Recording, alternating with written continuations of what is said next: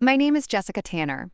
I am 34 years old, and 3 years after my parents told me I was dead to them for marrying a mechanic, my father was rushed to a hospital in cardiac arrest. The lead cardiac surgeon walked into the family waiting room to give the update, looked at my mother, and said, "Mrs. Caldwell, I want to reassure you that your husband is receiving the very best care. The hospital has excellent resources and an exceptional team."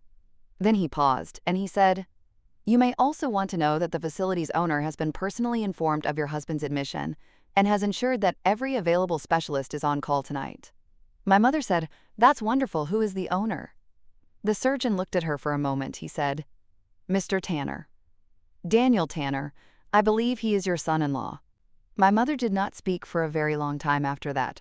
I was standing across the waiting room, and I watched her face work through every version of itself that it was capable of producing, and I felt something I had not let myself feel in 3 years.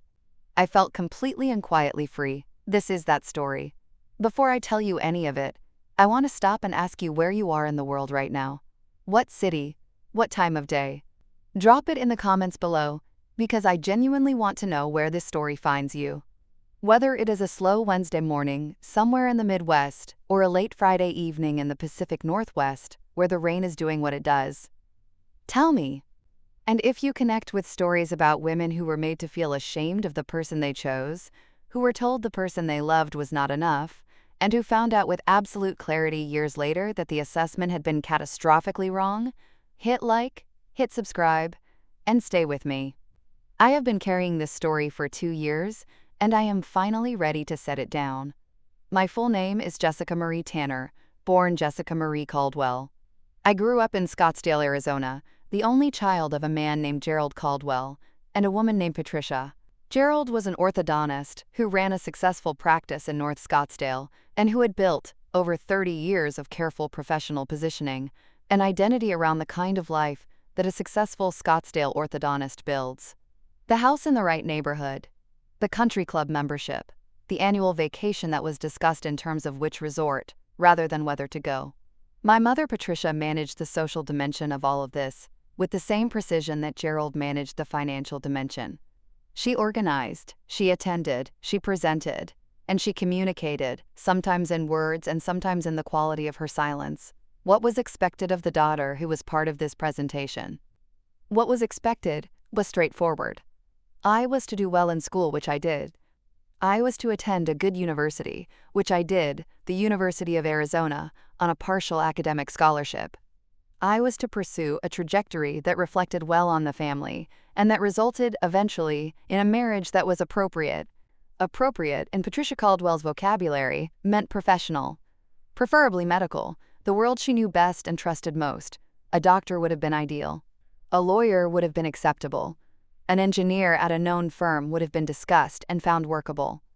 What was not on the list, and what had never been on the list because it had never needed to be stated explicitly, was a mechanic. I met Daniel Tanner when I was 26 years old at a farmer's market in Tempe on a Saturday morning in October. He was at a booth buying coffee from a small roaster he apparently knew by name, and I was standing behind him in line, and he turned around and handed me a cup he had bought for himself and said, "You look like you could use this more than I could." I said, "You don't know me." He said, "You're right, Daniel Tanner." He was 30 years old. He was tall and unhurried, and had calloused hands and a quality of complete ease in his own skin that I had not encountered very often, and that I found, immediately, remarkable. We talked for an hour at a picnic table outside the coffee booth. He told me he was a mechanic.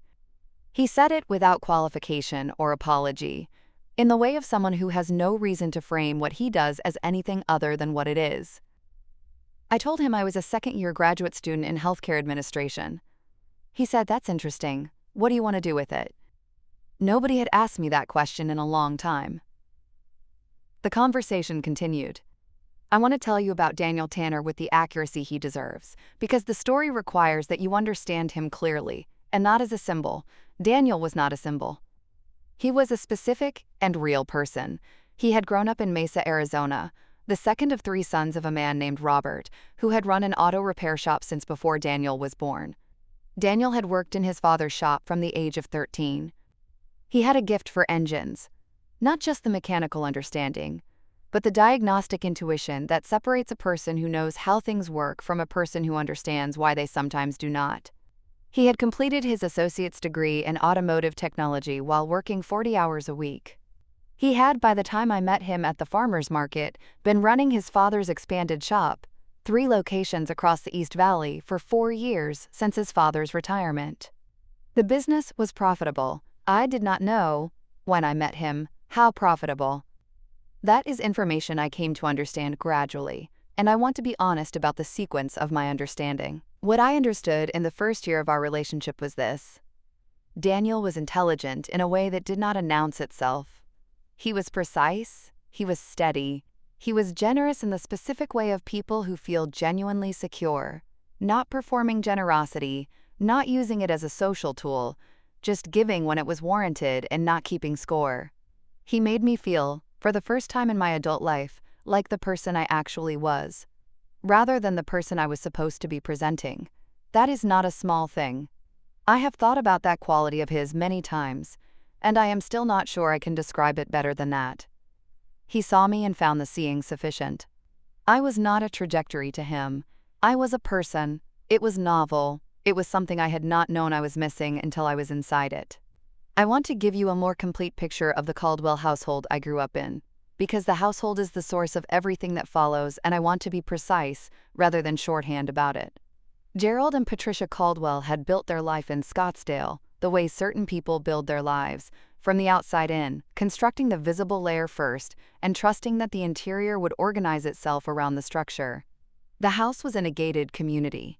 The cars were correct for the income level. The vacations were to places that were recognized as appropriate. The conversations at dinner parties were about the things that conversation at dinner parties in North Scottsdale were about: property values, practice management, school performance, professional trajectories. I had grown up in this world, and I had absorbed its values without fully examining them, the way you absorb the furniture of the house you grow up in. It is simply there. It is simply what rooms look like, until the day you see a different kind of room and understand that the furniture was a choice. What I absorbed specifically was the equation my mother used without ever stating it. Credential equals worth, and worth equals appropriateness, and appropriateness is what you owe the family's position in the world. A doctor was the gold standard. She had married one, which was its own credential. A lawyer was acceptable. An engineer at a recognized firm was discussable. Anyone whose value was not certified by an institution and verified by a title was, in my mother's taxonomy, working with an incomplete application. She was not contemptuous of these people in the abstract. She simply did not see them as candidates for the specific role of Jessica's husband. They were in a different column. The columns were not equal, and she had never been required to question why. I told my parents about Daniel at Thanksgiving of that year, which was approximately 2 months after the farmer's market. I want to tell you this sequence carefully, because the pacing matters. I did not hide him. I told them as soon as I was certain that he was someone I wanted them to meet. My mother asked his profession on the phone before I could provide context. When I said mechanic, she was quiet with a quality of quiet that was familiar to me. The quiet that precedes a recalibration, a repositioning of the information before it is addressed. Then she said, a mechanic. Not a question. A repetition with the weight of a verdict. I said, yes, Mom. He runs his family's automotive business. It's well established. She said, how many locations? I said, 3. She said, that's not nothing, but a mechanic, Jessica. My father, when he heard later, said less. He said, is this serious? I said, yes. He said, you have a graduate degree. He said it as though the two facts were in opposition. I said, I know I have a graduate degree, Dad. The subject was tabled for the holiday but not resolved. The following 6 months were a slow deterioration that I want to describe accurately, because it did not happen all at once. My parents met Daniel in February at a dinner I had arranged at a restaurant I knew was one of my father's favorites, a choice I made deliberately to put us all on neutral and pleasant ground. The dinner was not a disaster. Daniel was what he always was: present, warm, genuinely interested in my father's practice in a way that was not strategic, asking good questions about orthodontic technology that my father answered with some pleasure, before remembering that he was meant to be managing an assessment rather than enjoying a conversation. My mother asked Daniel about his plans for the business. He said he had been exploring some expansion opportunities and was doing his due diligence carefully. She said, "What kind of expansion?" He said, "We'll see. I don't like to talk about things before they're decided." She found this unsatisfying. I could tell. She wanted a roadmap, and he gave her a principle, and the principle was not the roadmap she had expected. After that dinner, the quality of my parents' opposition changed. It became more specific and more sustained. My mother began calling more frequently, not to check in, but to advance an argument. The argument that a man without a professional degree was not the partner that my education and background warranted. She framed it as being about my future. She talked about the life I could have, the people I would meet, the circles I would access, through a marriage that reflected my professional trajectory. She talked about a colleague of my father's, a cardiologist named Philip, who was recently divorced and who had expressed interest. She mentioned Philip in 3 separate phone calls. I told her, in the 3rd call, that I was not interested in Philip and that the conversation about Daniel was closed. She was not satisfied with that. My father took a different approach. He called Daniel directly, once, that I know of, possibly more than once, and had a conversation that Daniel told me about the same evening. My father had asked Daniel, politely and without apparent aggression, what his long-term plans were for Jessica. Daniel had told him, also politely and without apparent aggression, that his plan was to build a life with me, and that the specifics of that life were something he and I would work out together. My father had said something about trajectories, and about the sacrifices they had made to give me opportunities.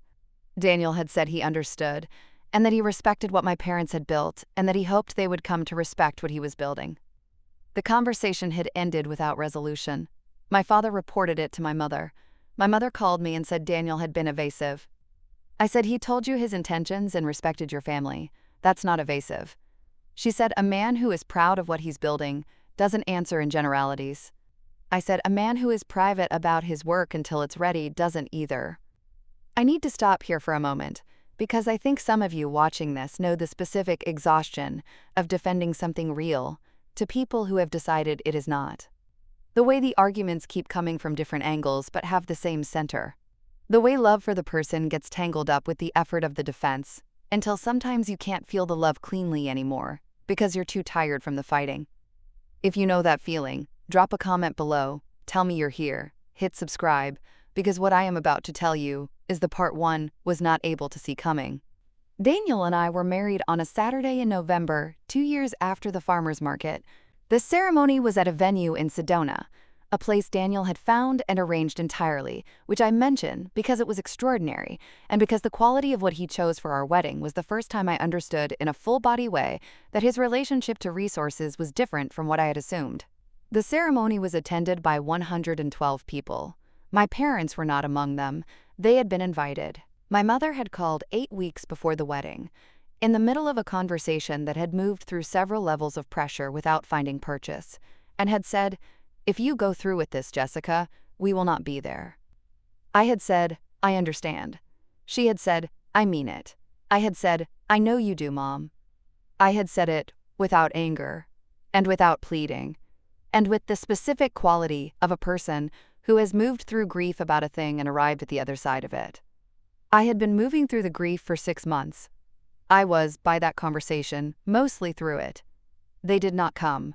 The wedding was beautiful. My father's sister, my Aunt Carol, attended and told me afterward that it was the best wedding she had been to in 15 years, and that Daniel was extraordinary, and that my parents were making a decision they would regret.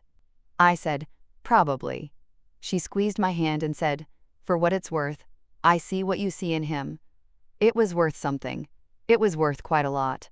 I want to tell you about the 3 years between the wedding and the hospital, because they are the years in which what had been partial and private about Daniel became visible in ways that I had known were coming, but that I could not have fully predicted in their specifics. This requires me to tell you about what Daniel was actually doing when he told my mother he was exploring expansion opportunities and doing his due diligence carefully. Daniel Tanner had been, since the age of 28, investing the profits from the automotive business into commercial real estate. Quietly. Methodically. with the same diagnostic precision that he applied to engines, looking at what was actually there, not at what was being presented, and making decisions based on what the numbers said rather than what people believed about them. By the time we married, he had interests in 4 commercial properties across the Phoenix metro area, all acquired at below market value during distressed periods, all generating consistent returns. I had known about these investments in general terms. I had not known their full scope until the first year of our marriage, when Daniel sat down with me on a Sunday evening with a folder and said, "I want to show you the full picture of where we are financially, because you're my partner and you should know." He was correct and methodical, and the full picture was considerably larger than I had assembled from what I already knew. I need to give you more detail about Daniel's investments, because they are the heart of what my parents misread about him, and the misreading requires accurate correction. Daniel had been investing since he was 25 years old.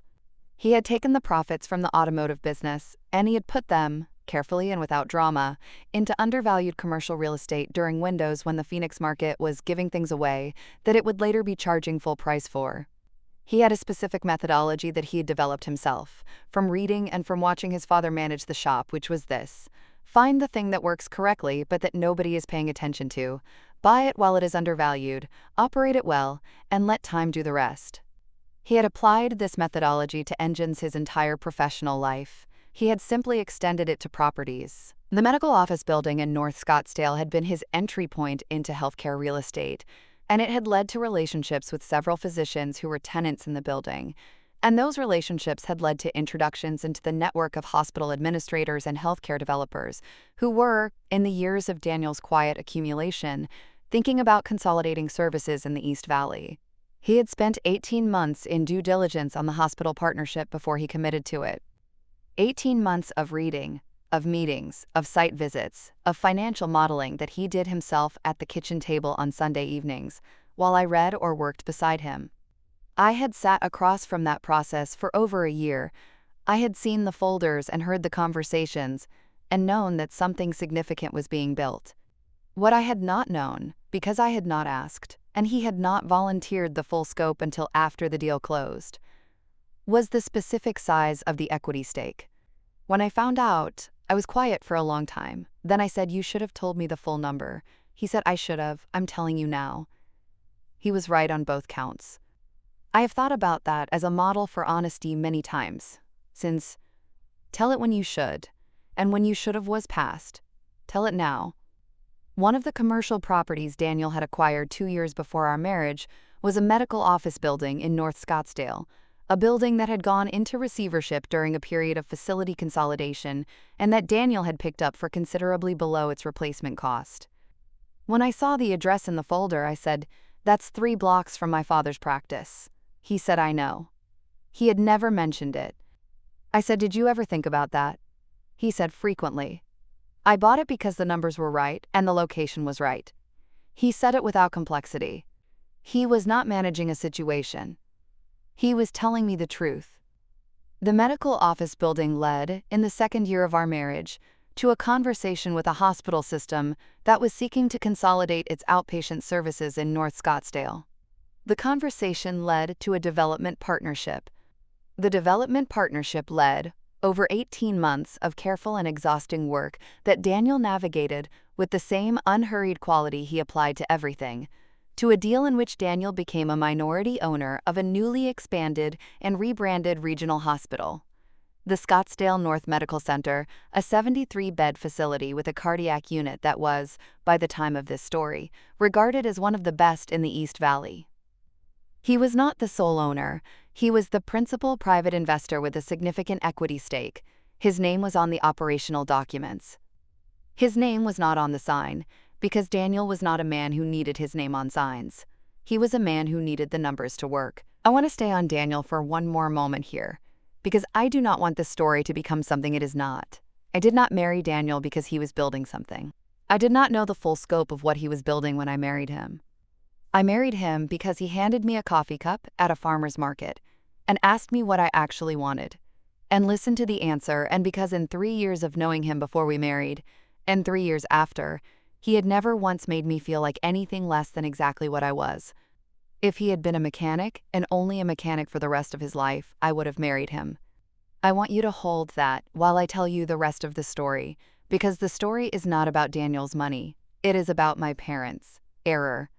I want to stay with the wedding day for a moment longer, because it deserves more than I have given it. The venue in Sedona was a property on a mesa outside town, with a view of the red rock formations that in the late afternoon light goes from orange to gold to a color that does not have a name in any language I know. Daniel had found it through a property contact, had visited it twice, and had arranged everything, the ceremony space, the catering, the flowers, with the same methodical attention he brought to every project. When I arrived the morning of the wedding and walked the space for the first time, I stood at the edge of the ceremony area with the view behind the altar, and I said, out loud, to no one in particular, "He found this." Because he had. He had looked until he found the thing that was right, and then he had made it happen, quietly and completely, and that was so specifically and entirely him that I felt it as a kind of love statement more precise than anything spoken.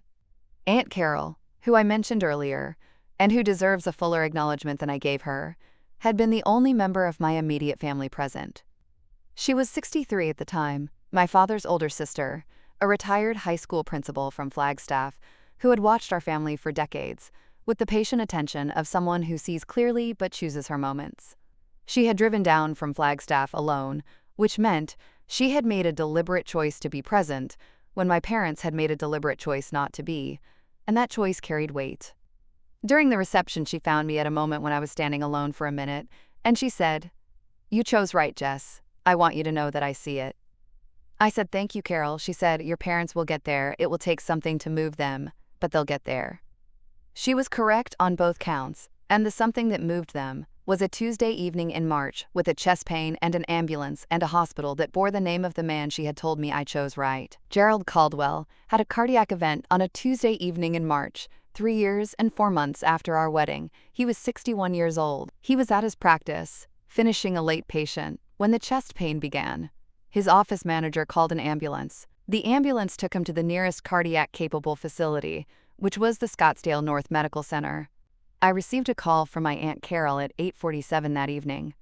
Carol was the one who called, because my mother was in the waiting room and was not yet in a condition to call anyone. Carol said, "Jessica, your father is at Scottsdale North. They think it's his heart.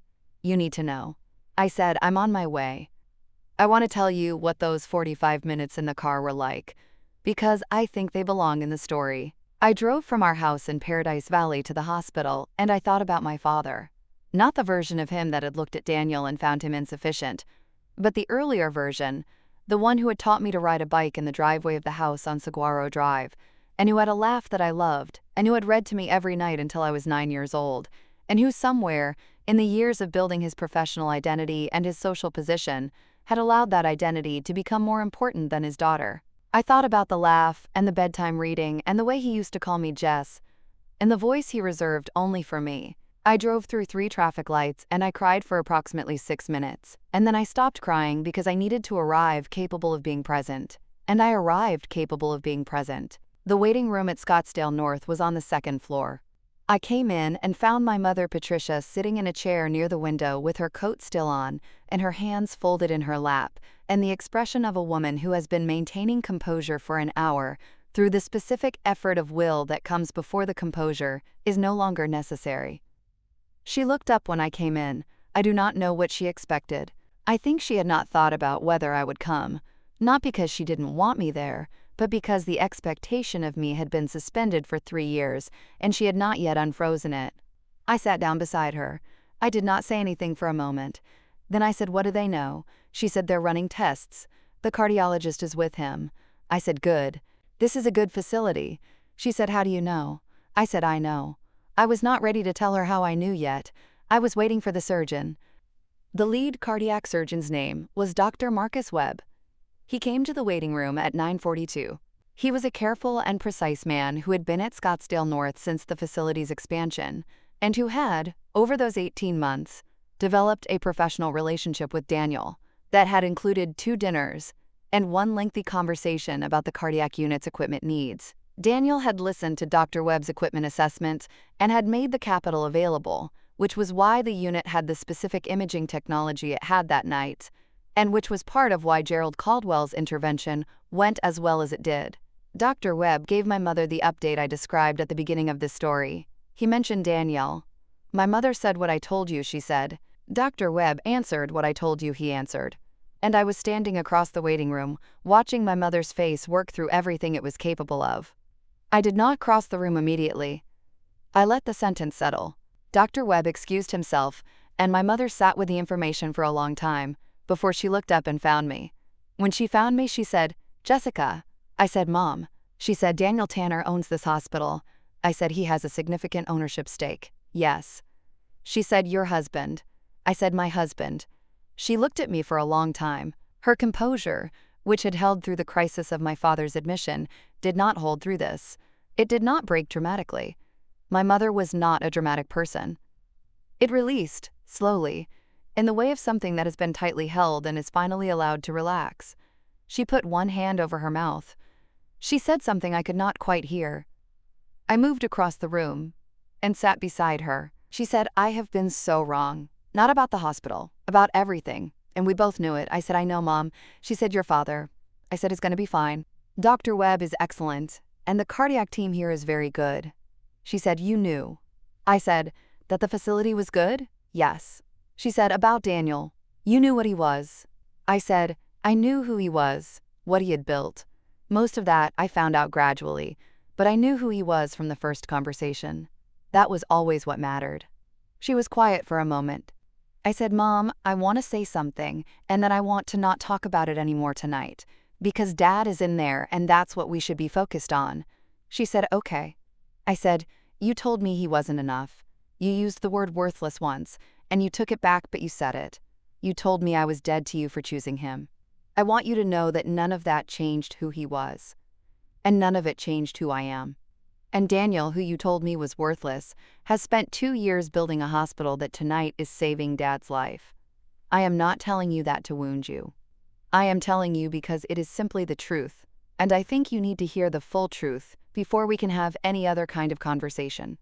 My mother did not respond for almost a minute. Then she said, "I know." 2 words, plain and honest and without defense. I took her hand. She held mine. My father's cardiac event was significant, but not catastrophic. He received a stent procedure that night and spent 3 days in the cardiac unit. Daniel visited on the second day. I had called him from the hospital on the night of the admission, and he had said, "I'll be there in 40 minutes. I had said, "You don't have to come tonight." He had said, "Jess, he's your dad, I'm coming." He arrived at 10:23. He sat with me in the waiting room for 2 hours and then drove me home, when the night staff assured us that Gerald was stable and sleeping. He did not make a production of being there. He was simply there. The visit on the second day was the first time Daniel and my parents were in the same room in 3 years. I want to describe it accurately, which means telling you it was not a scene. My father was in the bed with monitors attached, and the particular diminished quality of a person who has recently been reminded that their body is capable of failing without warning. He looked at Daniel when Daniel came in. Daniel looked at him. I stood near the door. My mother was beside the bed. Daniel said, "Mr. Caldwell, I'm glad you're doing better." My father said, "Daniel." His voice had the quality of a man with very few resources trying to put the available ones into a single syllable. Then he said, "Thank you for what you've done here. For this facility." Daniel said, "You'd have had good care anywhere. This is a good team." He was deflecting the thanks because that was who he was. My father looked at him for a moment and then said, "I owe you more than that." Daniel said, "You owe me nothing. Get well." My father looked at me then. He said, "Jess." I said, "Hi, Dad." He said, "Come here." I went to the bed. He took my hand. He said, "I'm sorry, sweetheart." 3 words from a man who had said 14 of the wrong ones 3 years ago. I said, "I know, Dad. Rest." He closed his eyes. I want to tell you about the months that followed Gerald's discharge, because the story continues in the slow, complicated way that family stories continue when something large has happened, and everyone is still finding their footing around it. Gerald spent 6 weeks in cardiac rehabilitation. He was, in the enforced quiet of that recovery period, a man who had been given both a physical and a moral reckoning simultaneously, and he appeared to be doing the work of both. He called Daniel on the phone twice during that period. I know because Daniel told me. The first call was brief, Gerald thanking him again for the facility, and Daniel deflecting again, and the call ending pleasantly. The second call was longer. Daniel said Gerald had asked him about the business, about the properties, about the development partnership with the hospital. He asked real questions, and he listened to the real answers. Daniel said, "He's smart. When he's actually paying attention, he's smart." I said, "He always was. He just wasn't paying attention to you." Daniel said, "He is now." He said it without satisfaction. He said it as a fact, plainly, which was how Daniel said everything. I want to tell you about the Sunday that happened 6 weeks after my father came home from the hospital, because it is a scene I have not described and that I believe belongs here. Daniel and I went for dinner at my parents' house for the first time since the wedding, the first time I had been inside that house since the dinner where my mother had introduced Philip, the cardiologist, as a counter-argument to my life. The house was the same. The photographs on the hallway wall were the same. There were new photographs since I had last been there. A few from my parents' anniversary trip, one from a Christmas where I had not been present. I looked at the hallway wall when we arrived, and I did not say anything about the gap in the timeline. My mother had asked for a photograph of Daniel and me to add to the wall. She said it when she was taking our coats. She said it quietly, without ceremony, as though it were an ordinary request. It was not an ordinary request. It was the closest she was going to come to saying what she meant, which was that she wanted us on the wall because we belonged on the wall, and we had always belonged on the wall, and she had been wrong for 3 years. And she was correcting the record. I said, "Of course, Mom, we'll send you one." She nodded. She went to hang the coats. Daniel was in the kitchen doorway by then, talking to my father, who had come in from the living room to greet him with more energy than he'd had in the hospital. They were talking about the second automotive location in Mesa, which my father had apparently driven past, and which he had questions about. Daniel was answering them with the patient specificity he used with everyone who asked him real questions. I stood in the hallway looking at the wall of photographs, and I thought about Aunt Carol saying, "You chose right." I thought about the farmer's market, and the coffee cup, and the question, "What do you actually want?" I thought about the 3 years of silence and what the silence had cost and what the Sunday dinner was costing everyone to repair. And I decided, standing in my parents' hallway, that the cost of repair was worth it, and that the cost of silence was not one I was willing to keep paying. I walked into the kitchen. My mother was making coffee. I said, "Mom, can I help?" She turned around. She said, "Yes. You can set the table." I went to the cabinet, where the plates had always been, and they were still in the same place after 3 years. And I set the table with the same plates. And I felt something I will not try to describe, except to say it was the particular feeling of returning to something that was still there. My mother, Patricia, underwent what I can only describe as a quiet transformation in the months after the hospital. It was not dramatic. She was not the kind of person for whom transformation is dramatic. It was more the gradual revision that happens to precise and organized people when they discover that the organizational framework they have been operating from was based on an incorrect assumption. She had organized our family's social life around the equation of professional credential equaling worth. Daniel had no professional credential in the sense she had measured. He also had, it turned out, built something more significant than most credentialed professionals she had ever met. The equation needed revision, and she was revising it, systematically, which was the most honest thing I could have asked of her. She called me in June, 3 months after my father's discharge. She said she wanted to have us to the house for dinner. She said, "Both of you." I said, "We'll come." The dinner was in July. I want to tell you about it, because the detail matters. My mother had cooked, not ordered, not arranged catering, but cooked, which was what she did when something was important enough to require personal effort. She had made my grandmother's recipe for brisket, which she had not made in years because it was a production, and she had stopped making productions for small gatherings. She set the table with the good china. She had a bottle of wine that my father had chosen specifically, which he told me in a low voice when I arrived, was from the same year Daniel and I had married. I do not know if the symbolism was deliberate. I think it probably was. Patricia Caldwell was not a woman who did things without intention. The dinner was not entirely easy. There were long pauses and navigated topics, and the specific, careful quality of a conversation between people who are rebuilding something that was broken and who know the weight of what they are handling. But there were also real moments. My father and Daniel talking for 40 minutes about the hospital expansion before I realized no one had changed the subject. My mother asking me about my work with a genuine curiosity that had been absent for years. A moment near the end of the evening where my father raised his glass and said simply, "To family." Daniel raised his. My mother raised hers. I raised mine. The toast was not elaborate. It did not need to be. It was an acknowledgement that what we had lost and what we were trying to rebuild were both real, and that the rebuilding required everyone at the table to agree on the direction, which we did. There are a few things I want to say to bring the story to its honest close. My parents and Daniel and I do not have a perfect relationship now. We have a real one, which is different and better. We have Sunday phone calls and occasional dinners, and a quality of communication that is more honest than anything we had before the hospital, because the hospital stripped away the pretense that had been doing some of the structural work. My father asks Daniel about the business now. My mother asks me about mine. When we are all in the same room, the conversation is not managed. It breathes. That is new, and I am grateful for it. Daniel is Daniel. He is running the automotive business and the properties and his hospital partnership with the same unhurried precision he has always brought to everything. He does not gloat. He has never once, in the 3 years since the wedding or the months since the hospital, said anything that could be construed as "I told you so." When I have said, on the occasions when I felt the need to name it, that I am sorry my parents treated him as they did, he says, "They did what they understood. Now they understand differently." That is the entire sentence. He says it, and then he moves to the next thing, because Daniel Tanner does not spend time on what is already resolved.